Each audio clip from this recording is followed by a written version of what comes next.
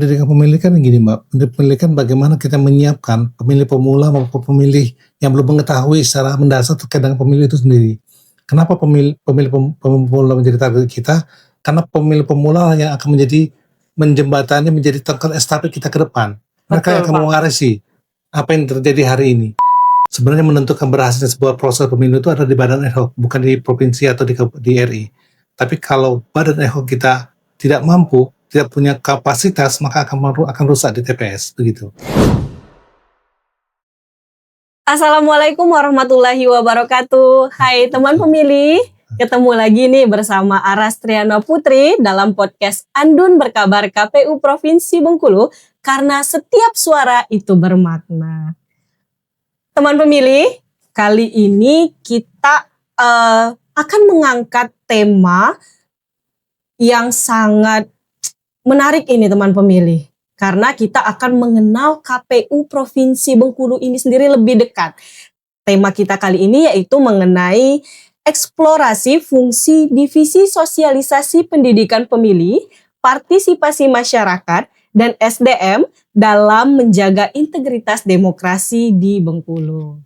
Di studio podcast kita sudah kedatangan Ketua Divisi Sosdikli, Parmas, dan SDM KPU Provinsi Bengkulu, Bapak Dodi Hendra Supiarso. Assalamualaikum Bapak. Waalaikumsalam warahmatullahi wabarakatuh. Selamat datang Bapak di podcast Andun Berkabar KPU Provinsi Bengkulu. Ya. Gimana nih Pak kabarnya hari ini? Kabarnya agak deg-degan. Oh, deg-degan malah ya Pak ya. Seharusnya Aras yang deg-degan nih Pak.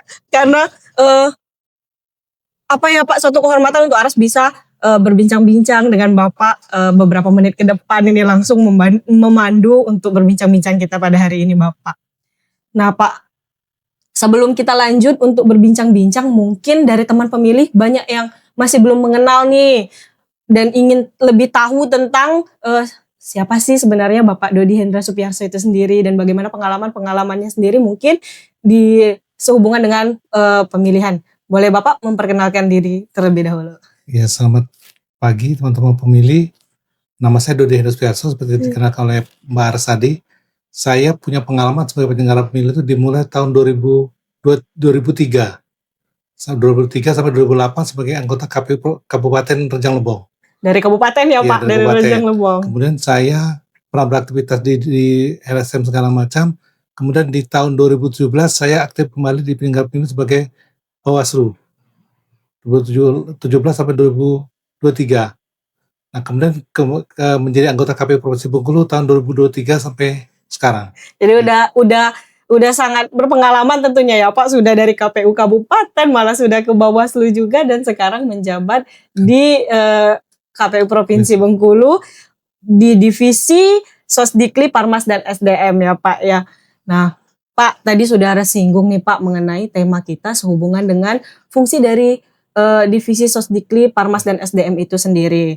Nah kita kan tentunya punya peraturan ya Pak tentang tata kerja KPU yang diatur dalam PKPU nomor 8 ya Pak tahun 2019.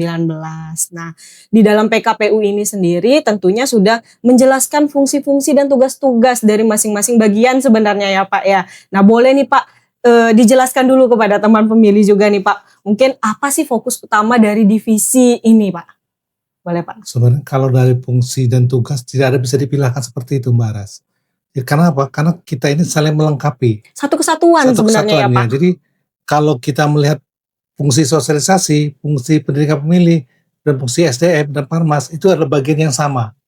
Kalau kita pilah-pilahkan malah nanti dia ada yang tidak berjalan. Jadi tidak bisa seperti itu. Tapi memang dalam konteks hari ini ada yang bisa dilaksanakan saat sekarang atau yang harus dilaksanakan berdasarkan tahapan. Ya, nah betul, fungsi Pak. Sekarang kalau kita bicara dari sisi tahapan, memang hanya dari pendidikan pemilih yang mungkin bisa lebih ditonjolkan.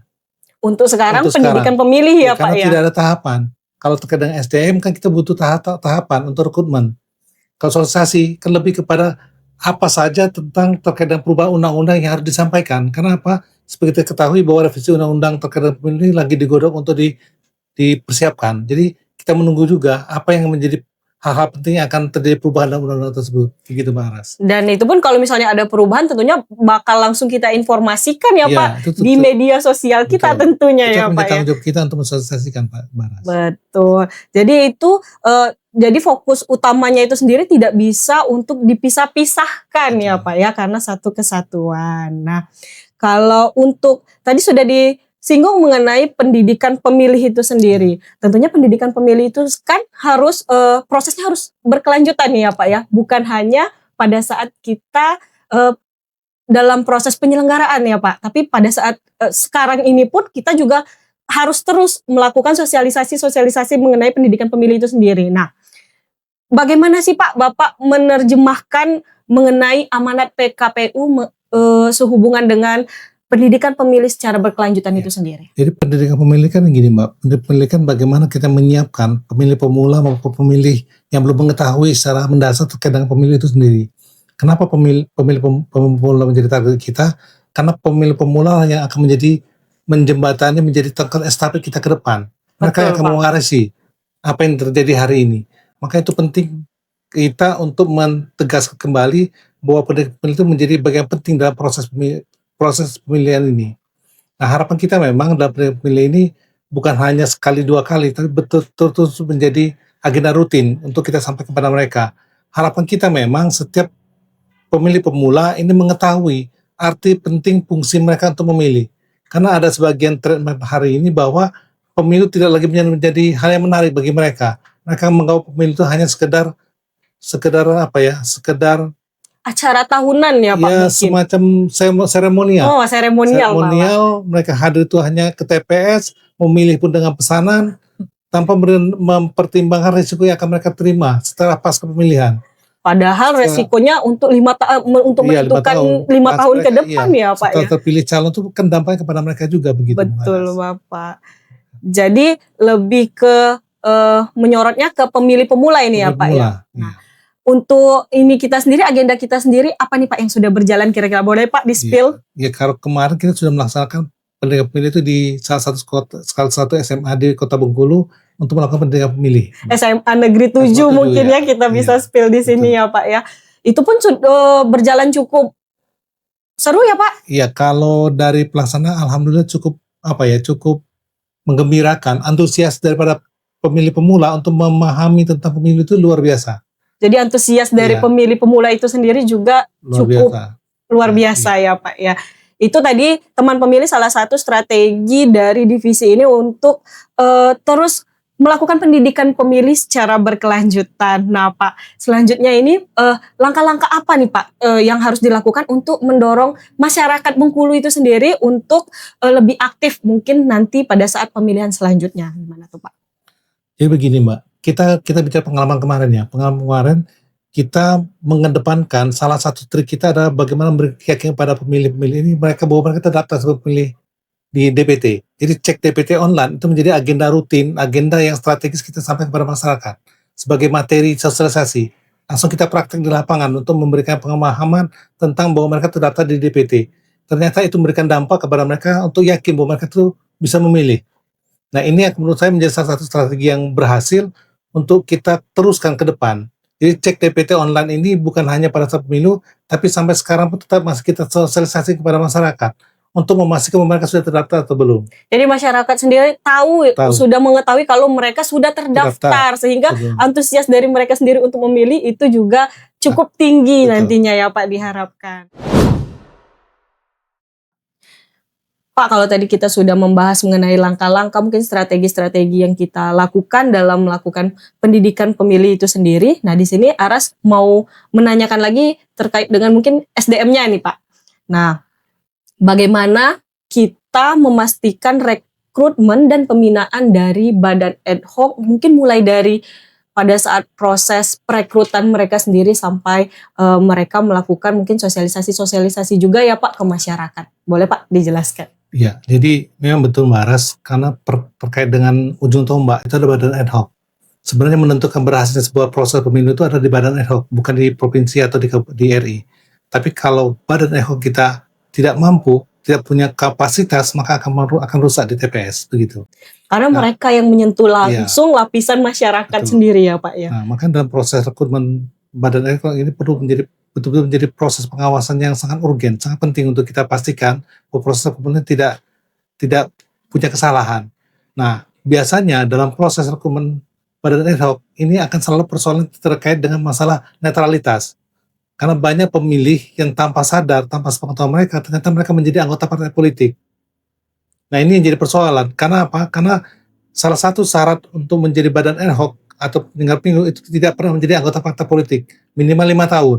Nah, mencapai inilah menjadi persoalan sehingga mereka akhirnya menjadi terkendala dalam proses rekrutmen. Nah, KPU provinsi dalam hal ini divisi SDM ini punya tugas untuk memastikan proses pengawasan bagaimana proses di tingkat rekrutmen di tingkat kabupaten, KPU kabupaten kota ini bisa berjalan dengan lancar. Ada beberapa hal yang jadi persoalan terkait dengan proses rekrutmen ini, selain dengan badan terkait dengan rekrutmen tadi, terkait dengan selain netralitas, ini terkait dengan kapasitas. Makanya kita tetap membuka ruang bagi teman-teman badan ad hoc yang punya pengalaman untuk tetap mendaftar. Kalau dulu memang ada pembatasan, misalnya maksimal 2 kali sebagai penyelenggara pemilu di tingkat yang sama untuk tidak boleh lagi menjadi penyelenggara pemilu. Tapi dengan PKPU 8 kemarin itu membebaskan, membolehkan siapa saja untuk kembali mengikut menjadi penyelenggara pemilu. Jadi meskipun sudah kayak kemarin Iya, sudah ada 3 menjadi anggota badan ad hoc untuk pilkada, di pemilu juga tetap bisa ya Pak ya? Dia dihitung per pemilunya. Oh, per Ya, pemilunya. pemilu ke pemilu gitu. Nah, kalau dulu kan dibatasi maksimal 2 kali. Kalau sekarang dibebaskan. Kenapa? Karena kita butuh orang punya kapasitas. Karena mereka sudah berpengalaman. Punya pengalaman, Iya, punya tentunya. kapasitas. Jadi tinggal kita memastikan terkait dengan integritas mereka tentang netralitasnya. Begitu Mbak Aras. Jadi kalau untuk perekrutan itu sendiri seringkali terjadi kendala mengenai mereka sudah terdaftar di partai politik. Ini gimana sih Pak kalau misalnya mereka sudah terdaftar di partai politik? Mungkin boleh nih Pak, apa sih kiat-kiatnya? Apakah mereka harus lapor dulu ke kita untuk tetap bisa melanjutkan itu untuk bisa keluar dari partai politik atau seperti apa nih Pak? Sebenarnya gini Mbak Aras, KPU RI sudah memberikan ruang terkait dengan bagaimana untuk mengetahui apa kita terdaftar sebagai anggota partai politik atau tidak melalui cek SIPOL. Oh, jadi partai politik. Kalau untuk tadi cek DPT, sekarang cek SIPOL juga ya Pak ya. Nah, dari situ kita bisa memastikan apakah kita sudah digunakan sebagai anggota partai politik atau bukan. Nah, kalau itu memang mereka tanpa sepengetahuan mereka, maka mereka bisa komplain. Mereka bisa datang kepada KPU kabupaten kota atau provinsi mengajukan keberatan. Nanti kita akan fasilitasi untuk ketemu dengan partainya untuk mereka dicabut, dikeluarkan. Mungkin. Karena mereka tanpa pengetahuan mereka menjadi anggota partai politik. Seperti itu Mbak. Sering kali emang terjadi itu seperti itu Pak. Seperti itu. Jadi mereka bisa datang ke KPU kabupaten kota atau provinsi ya Pak ya, untuk mencabut keanggotaan mereka di partai politik sendiri ya Pak. Nah, kalau untuk transparansi sendiri untuk perekrutan itu seperti apa nih Pak? Jadi kalau kita memang 1 bulan sebelum proses rekrutmen kita sudah menyampaikan kepada masyarakat khalayak ramai, baik ditempelkan maupun di YouTube kita maupun di IG kita terkait dengan proses rekrutmen. Tahapan apa saja yang harus mereka lalui dan penuhi dalam proses rekrutmen tersebut, Mbak. Jadi sebulan sebelum di sosial media kita sudah menginfokan ya Pak ya tahapan-tahapan perekrutan itu sendiri, dan tentunya perekrutan kita itu terus transparan ini ya Pak ya. Nah, kalau untuk badan ad hoc ini sendiri kan Pak mungkin dalam prakteknya itu sendiri pada saat pemilihan itu kan melakukan sosialisasi juga ke masyarakat. Nah, sebelum mereka terjun ke lapangan melakukan sosialisasi dari kita sendiri itu seperti apa Pak ke mereka? Apakah ada bimbingan-bimbingan tersendiri Pak? Ya, jadi kan gini Mbak, namanya setiap pemilu itu tidak bisa dipastikan bahwa tidak ada perubahan. Setiap proses, setiap periode itu selalu ada perubahan-perubahan. Betul Bapak. Nah, maka itu kita selalu mengadakan rakor dan bintek kepada penyelenggara ad hoc di bawah. Bagaimana terhadap pemilu sekarang? Apa saja aturan terjadi perubahan segala macam, ini yang menjadi dasar mereka untuk menyampaikan kepada masyarakat untuk melakukan sosialisasi, begitu Mbak. Jadi berjenjang. Jadi terus kita lakukan BIMTEK dari KPU provinsinya sendiri dan kabupaten kota kepada badan ad hoc untuk melakukan tentunya nanti informasi-informasi itu untuk disampaikan ke masyarakat. Betul. Ya Pak ya, karena kita tidak mungkin langsung terjun ya Pak ke lapangan langsung menyentuh masyarakat untuk melakukan sosialisasi. Nah Pak, kalau tadi kita sudah Ara sudah menanyakan langkah-langkah dan strategi-strategi. Nah, kalau berkaca dari pemilihan tahun kemarin, apakah kita sudah cukup puas nih Pak dengan tingkat partisipasi pemilih kita atau belum nih Pak? Atau kita sudah mendapatkan prestasi belum sih Pak? Boleh nih Pak di-spill kepada teman pemilih. Ya, terima kasih Mbak Aras. Jadi ini sebenarnya bukan hanya keberhasilan Provinsi Bengkulu, bukan hanya KPU Provinsi Bengkulu menurut saya, ini ada keberhasilan daripada teman-teman badan ad hoc. Karena strategi kita meminta kepada badan ad hoc untuk mensosialisasikan cek DPT online, itu ternyata meningkatkan partisipasi dan kita masuk dalam kategori 5 besar di Indonesia. Jadi 5 besar 5 kita besar di kemarin Indonesia. mendapatkan prestasinya ya Pak ya. 82% lebih pemilih. Jadi terima kasih nih juga kepada teman-teman badan ad hoc yang kemarin sudah kerja keras ya Pak ya, mensosialisasikan baik itu cek DPT ya Pak ya kepada teman pemilih tentunya yang ada di rumah. Jadi itu tadi teman pemilih, kita sudah mendapatkan prestasi sebagai 5 besar tadi ya Pak ya untuk tingkat partisipasi pemilih ya Pak. Nah, selain itu tadi Pak, dari seluruh tugas nih yang sudah dijelaskan dalam PKPU 8 tahun 2019 itu sendiri Pak, apa sih tugas-tugas yang menantang menurut Bapak dan bagaimana kita menyikapinya gitu Pak? Ya, jadi kalau sekarang memang kalau dalam kondisi sekarang yang membuat kita menjadi pemilik tantangan itu ada terkait dengan masa efisiensi. Efisiensi anggaran ya ini Pak. menjadi persoalan besar bagi kita untuk melaksanakan secara maksimal. Nah, siasat kita yang paling bisa kita lakukan adalah kerjasama dengan pihak-pihak terkait, baik kepada sekolah, universitas, ataupun kepada pihak-pihak lembaga lain untuk sama-sama bertanggung jawab terkait dengan penyelenggaraan pemilu ke depan. Bagaimana persiapan pemilu ini bisa dilaksanakan secara maksimal sehingga pemilih kita bisa tingkat partisipasi lebih tinggi lagi ke depan, begitu. Nah, tadi jadi itu salah satu tantangannya mengenai tadi efisiensi anggaran ya Pak. Sementara kita harus terus melakukan sosialisasi seperti yang tadi sudah kita lakukan di SMA Negeri 1 itu menyentuh SMA Negeri 7 maaf, SMA Negeri 7 menyentuh pemilih pemula ini ya Pak ya. Mungkin nanti juga bakal dilakukan di SMA-SMA lain dan tentunya itu memerlukan anggaran gitu ya Pak ya.